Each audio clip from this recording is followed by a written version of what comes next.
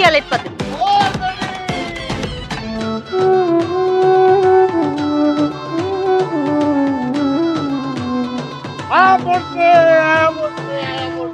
মা আমি আইসে বসছি।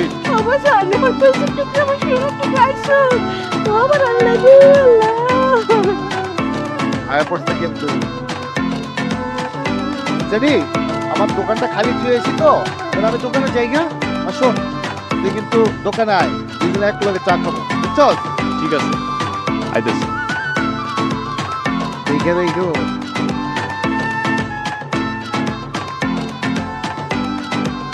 নীলু কেমন আছো? ভালো আছি। আমার মামুনিরা কই? নয়ন স্কুলেতে আইনি।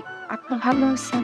ভালো তো থাকবোই, এত বছর পর জামাই বিদেশ থেকে আইছি, তারপরেও সে দিনটায় কি রে এমন অসহায়ের মতো চল চল চোখে চায়ের কেন?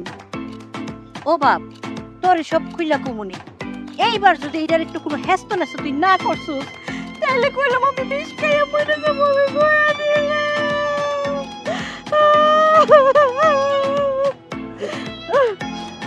ও বাপ আয় ঘরে আয়, আমি নিজে গাছের থেকে বেল পাইরা ঠান্ডা বরফের পানি দিয়া তোর লিগে শরবত বানাই রাখছি।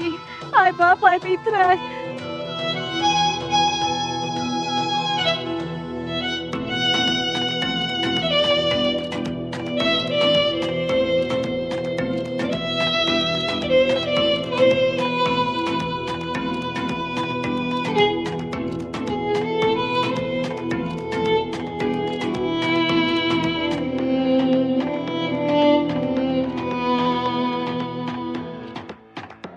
মা হ্যাঁ?